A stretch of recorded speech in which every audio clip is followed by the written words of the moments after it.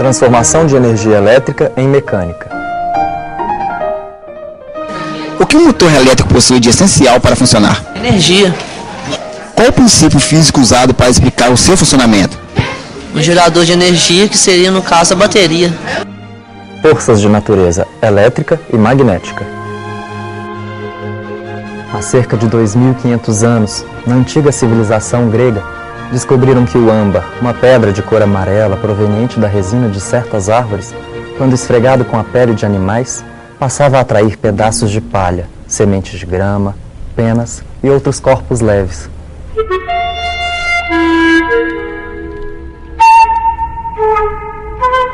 Se substituirmos o âmbar por um cano de PVC, teremos o mesmo efeito. Os gregos também conheciam uma pedra mineral, a magnetita, originária de uma região da Grécia Antiga chamada Magnésia, que tinha a capacidade de atrair o ferro. Materiais com tais características da magnetita são conhecidos como ímãs. No final do século XVI, o médico inglês William Gilbert estabeleceu a diferença entre fenômenos elétricos e magnéticos. O âmbar atritado exerce uma força elétrica sobre materiais leves. A magnetita, ou ímã, exerce uma força magnética sobre pedaços de ferro, de cobalto, de níquel e de ligas que contêm esses elementos. Existe uma grande variedade de ímãs, com tamanhos e formas específicas para as mais distintas funções. Polos de um ímã e suas propriedades de atração e repulsão.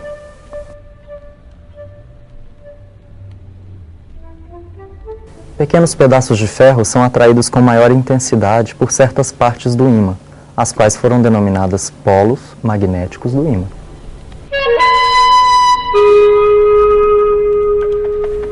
Os polos de um ímã recebem as denominações de polo norte magnético e polo sul magnético, ou simplesmente de polo norte e polo sul, de acordo com a seguinte convenção.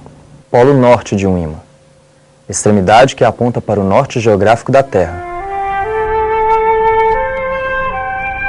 Quando o polo norte de um ímã é colocado próximo ao polo norte de outro ímã, eles se repelem. O mesmo é verdadeiro para um polo sul próximo a outro polo do mesmo tipo. Mas se dois polos magnéticos opostos forem colocados próximos, aparecerá uma força atrativa entre eles.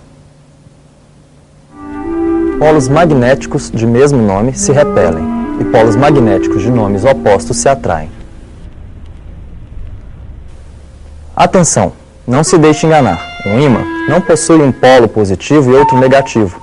Se assim fosse, os elétrons em excesso numa das pontas, atraídos pela outra, se redistribuiriam por todo o ímã e seus polos se descarregariam imediatamente. Ao redor de um ímã, existe uma região do espaço denominada campo magnético, que pode ser visualizada pela orientação da limalha de ferro espalhada ao seu redor. Essa orientação das limalhas de ferro mostra as configurações das linhas de indução.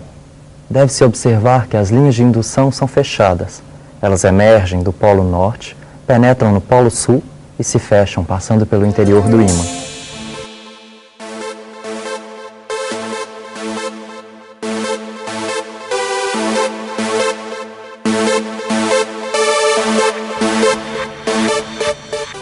A bússola possui um pequeno ímã constituído de um ponteiro ou agulha apoiada sobre algo, ficando livre para se mover.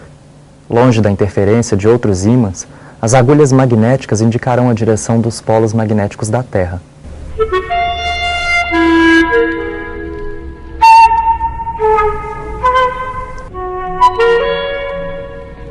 A configuração do campo magnético terrestre é parecida com a de um gigantesco ímã em barra, localizado próximo ao centro do planeta.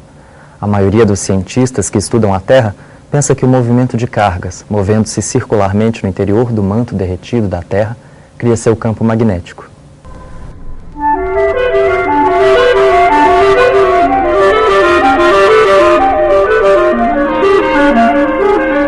A agulha magnética indica em cada posição a direção e o sentido do campo magnético criado pelo ímã.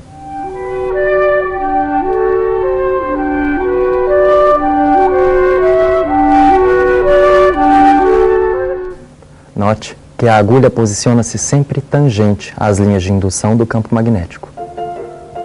O experimento de Ørsted.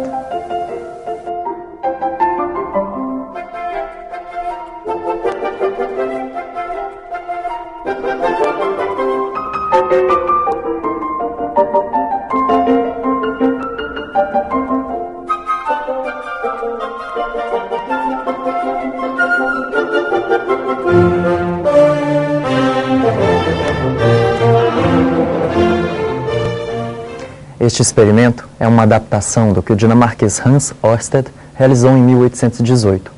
Mostrou que uma corrente elétrica num condutor cria um campo magnético ao seu redor, como acontece num ímã. Isso é uma evidência de que cargas elétricas em movimento geram um campo magnético. Um fio reto percorrido por uma corrente cria ao seu redor um campo magnético representado por linhas circulares concêntricas. O sentido do campo magnético é obtido pela regra do parafuso da mão direita, também conhecida como regra de Ampère. O dedo polegar indica o sentido da corrente convencional e os outros dedos indicam o sentido do campo magnético. É como se a mão estivesse apertando um parafuso. O eletroímã.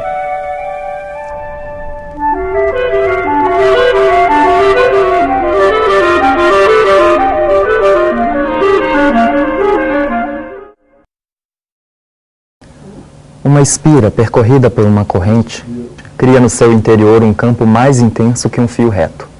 O campo magnético no interior de uma bobina é mais intenso ainda.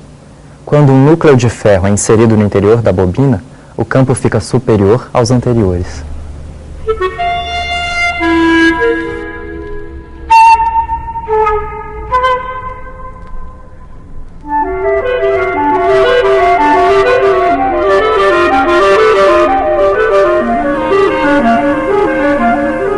Um fio percorrido por uma corrente cria um campo magnético que atrai a limalha de ferro.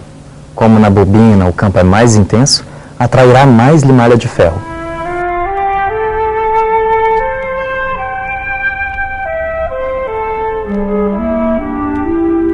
Quando um núcleo de ferro é inserido no interior da bobina, a quantidade de limalha de ferro é bem superior, mostrando que o campo fica mais intenso ainda.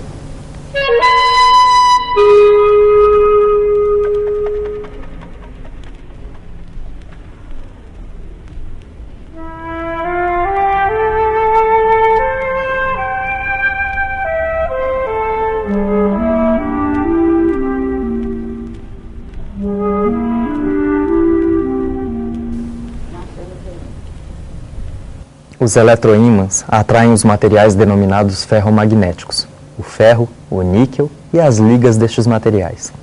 Como os eletroímãs podem ser ligados e desligados, possuem inúmeras aplicações nas campainhas, alto-falantes e relés.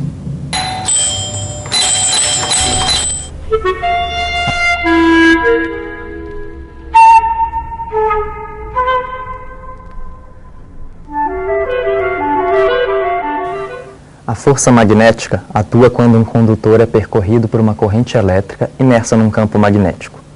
Para determinar o sentido da força magnética, usamos a regra do tapa da mão direita. Nela, deve-se orientar o polegar no sentido da corrente convencional e os outros dedos no sentido do campo magnético. A força magnética, então, estará no sentido do tapa dado pela palma da mão. Aqui em cima é o norte e aqui embaixo é o sul. Positivo. Corrente passa para cá, o campo é para cima e a força é para cá.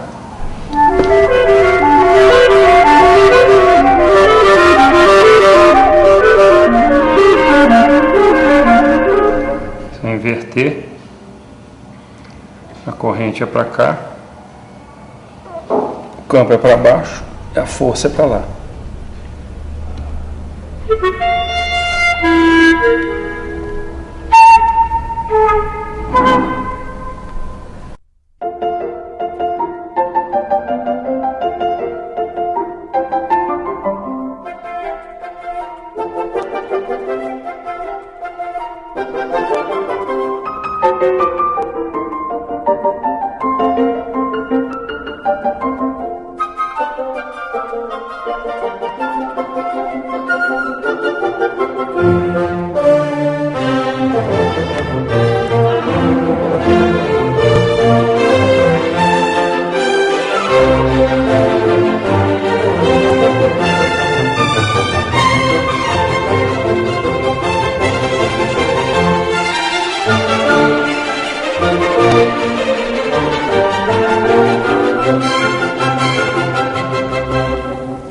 Para que um motor de corrente contínua funcione, basta existir uma bobina percorrida por uma corrente elétrica dentro do campo magnético. Aplicando-se a regra do tapa, pode-se prever o sentido de rotação da bobina.